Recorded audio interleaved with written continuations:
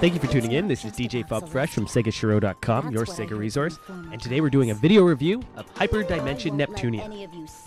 Developed by Idea Factory and distributed by Sega and Compile Heart in Japan, this title was brought over to North America by Nippon Ichi Software America, and is also distributed in Europe by Tecmo Koei. This little JRPG is a game of references.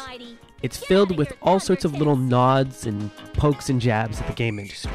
As such, the story itself features you as a fallen console goddess named Neptune, which is a sly jab at the dropped Sega Neptune console, which was set to release before the Sega Saturn. You play as Neptune, the fallen Sega character, as you advance through game industry, protecting it from the forces of the R4. It's unfortunate, however, that the gameplay never quite matches up to the premise. This PlayStation 3 exclusive RPG is based off the same engine that fueled and ran Trinity Universe, and as such, you spend a lot of the game running through different types of dungeons. In them, you have 3 different modes of gameplay. You might be looking for a specific item and using one of the character's abilities to guide you towards it. In another, you might be going after a boss conquest, meaning you're rushing through the level just to get to the end to beat a boss. Every one of these missions is timed, creating a sort of strange, speed-running dungeon crawler. The last mode type simply has you running through the dungeon looking for an exit. With the dungeon environments being rather simple, not bad-looking per se, just simple and kind of wide open, the real focus of the game is on the combat system. Now, the combat system itself can be pretty in-depth. There's lots of options that you can choose from. In fact, I would say that this is a highly customizable game, and is one of the best elements of it, is the fact that you can tweak it to your liking. You can build and rename combos. However, this sometimes shoots itself in the foot, as you can map powerful combos to a single button press. This sort of turns major battles into simply hitting one button over and over again.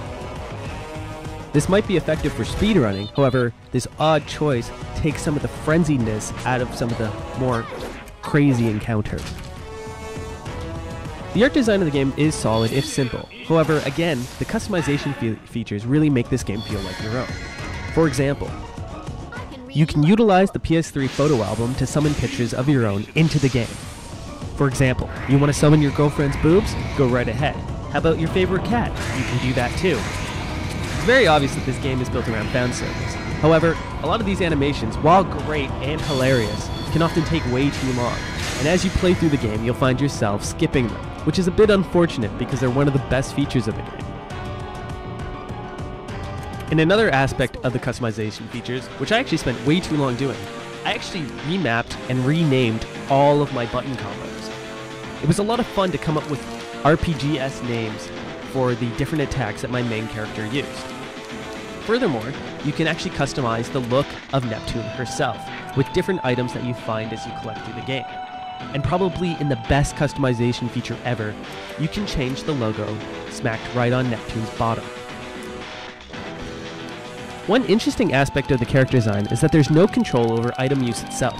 You merely set the percentage that a character will use an item in a certain situation. This added a whole layer of tension to the gameplay that I found. Sometimes you were sitting there hoping that your characters would use a specific technique or not. This gameplay mechanic might frustrate some, however I found it an interesting way to build tension in the game. Oddly enough, there's no item management in the game. You can't sell back items, you can merely only buy. It was a little frustrating, especially when you want to get swords by selling some of your older stuff. As you complete the game, you unlock different picture galleries, as well as unlock new summon attacks, such as Alex Kidd, Opa Opa, and even Altered Beast.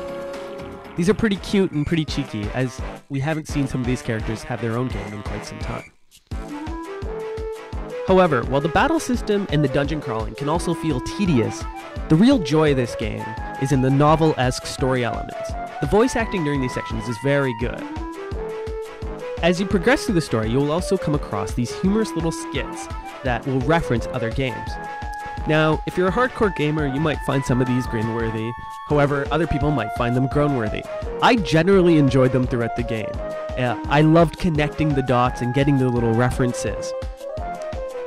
Some of the design choices are kind of funny, or cheeky depending on how you look at them. Game characters themselves routinely break the fourth wall, asking why they have to do certain tasks, or commenting on the game design. In another weird but sort of hilarious choice, all NPC characters are actually given no art because you can't play as them. It's unfortunate, though, that the overarching story isn't as enjoyable as some of these smaller comedic skits. The game clocks in at about 30 hours. However, I can say honestly during my gameplay that it felt much longer, and not necessarily for a good reason. The music itself in the game is very catchy. However, it is very repetitive as well. And that's sort of one of the aspects of the game design that keeps cropping up again and again. It is a very repetitive game. Ultimately, though, I was happy with the time I spent with the game, if simply just to see it through to the end. Once you do get to the end, you get a new Game Plus option where you can continue forward with your accrued points and your accrued weapons, thus making each run through afterwards a little bit faster. One of the best things about the game, though, was that I got to find a comedic skit that made fun of me, myself as a gamer, and that's a certain kind of unique joy that not a lot of other games provide. Personally, I would be interested in a sequel, but this game is best left to hardcore Sega fanatics that want to get all the references. Everyone else probably doesn't need to apply. This is DJ Fob Fresh signing out, saying keep on gaming.